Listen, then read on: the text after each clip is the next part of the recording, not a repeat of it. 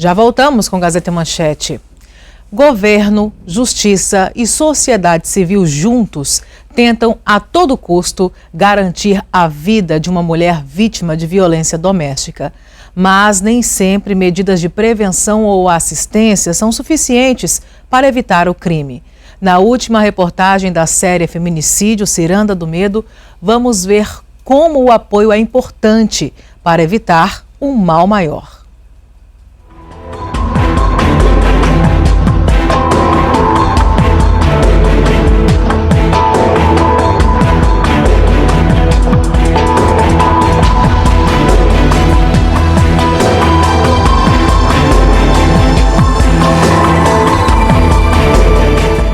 Os números de mulheres mortas por feminicídio são alarmantes e aumentam a todo momento.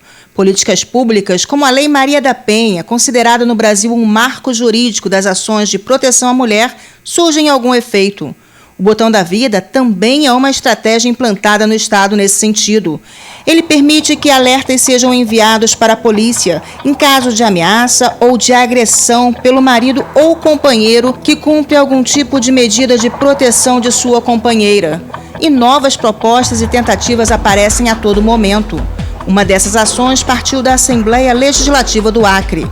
Genilson Leite, médico e deputado estadual, entende que a mulher vítima de violência fica física e emocionalmente fragilizada. Sem muito tempo a perder e, em muitos casos, com a própria vida em risco, não pode aguardar dias para entrar com pedido de medidas protetivas. Em muitas situações não há provas materiais do crime, o que acaba complicando ainda mais o início desses procedimentos. Com isso, o deputado apresentou um projeto de lei para acelerar a apuração dos casos de violência contra a mulher em todo o estado do Acre.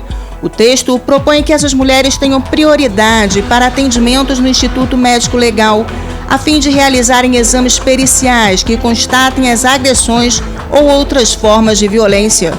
O PL reforça ainda que o laudo técnico deverá ser emitido em um prazo máximo de 24 horas.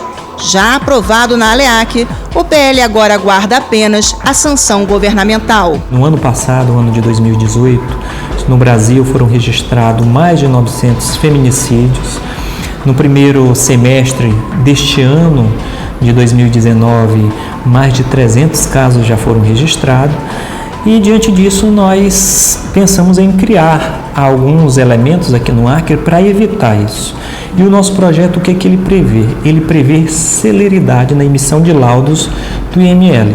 Porque quando uma mulher diz que está sendo agredida dentro de casa e que ela vai à justiça, a justiça precisa, né, de um corpo de delito, precisa de um laudo que demonstre que realmente ela passou por essa agressão. E esses laudos, eles são muito lentos para poder sair. Então, esse nosso projeto prevê uma agilização da emissão desses laudos para que a justiça possa emitir medidas protetivas para essa mulher. Mas nem sempre medidas de prevenção ou assistência são suficientes para evitar o crime. E quando o feminicídio é cometido, a vítima não é apenas a mulher. O resultado desse tipo de assassinato é devastador e afeta diretamente toda a família.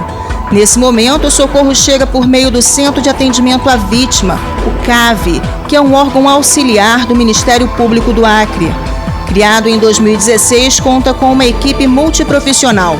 São assistentes sociais, psicólogos e até assessores jurídicos. A proposta e o objetivo são claros: prestar todo tipo possível de ajuda à família da vítima.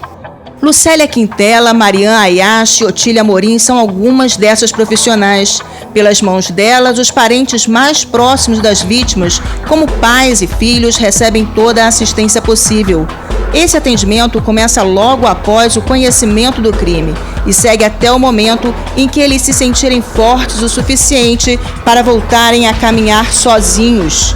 De imediato, é a assistência social quem primeiro entra em cena. Nós identificamos a necessidade, se há necessidade para um encaminhamento para o CREAS, que é o Centro de Referência de Assistência Social, ou para o CRAS, que é o Centro de Referência Social, se tem necessidade de haver um benefício para os filhos que ficaram, uma orientação acompanhada pela assistência social, um encaminhamento para a saúde, a gente vê essas questões assim.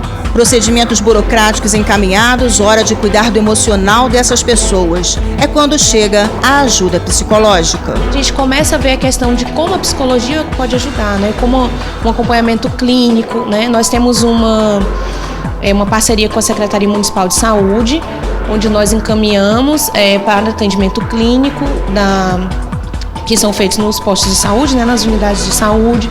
No caso das crianças, tem o Centro de Referência Especializado em Assistência Social, e é esse tipo de encaminhamento que a gente faz. Mas continuamos com o acompanhamento contínuo, né? Quando é preciso, às vezes eles ligam, tem essas vítimas, né, que ficam também, né, esses filhos, às vezes pais, tem toda a liberdade para nos ligarem, né, para mandar uma mensagem que seja, e a gente, né, ter aquele contato, se for preciso atender aqui novamente, atendemos. O CAV também auxilia com questões jurídicas. Muitas vezes, os familiares das vítimas, já atordoados com a perda, mal conseguem assimilar o passo a passo das investigações.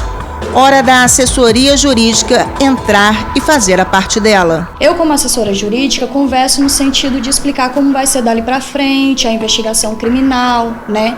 Nós temos primeiro o inquérito policial, em seguida vai ser transformado em processo para que dê andamento naquela persecução penal.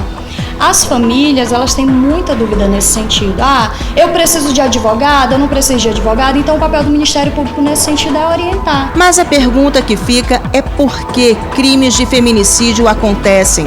O que leva um homem a matar a companheira por motivos tão injustificáveis assim? Procuramos essa resposta em um especialista. A psicóloga Ana Paula Neves é terapeuta de casais. Por meio de sessões, trabalha os motivos, as origens e os porquês das crises nos relacionamentos.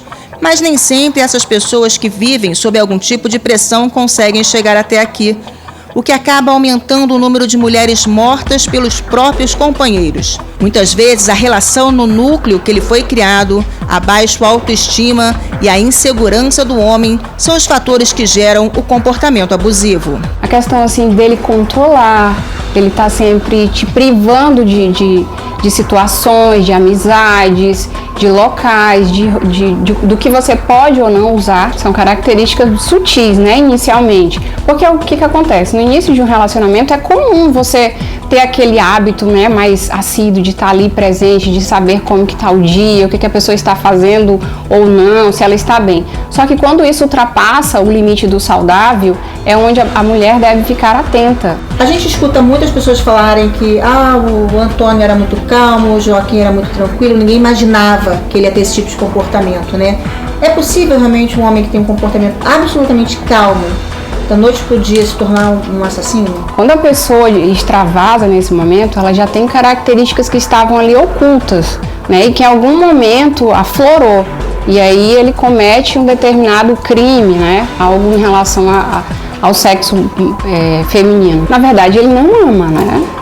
Isso é uma coisa que a gente tem que, na verdade, retirar do nosso dia a dia, de que uma pessoa matou por amor. Na verdade, essa pessoa nunca amou, né? Ela não ama nem a si própria. O último caso até agora de feminicídio registrado aqui no estado do Acre era o da dona de casa Maria Luzanira, no dia 19 de julho, e que mostramos no início dessa série de reportagens.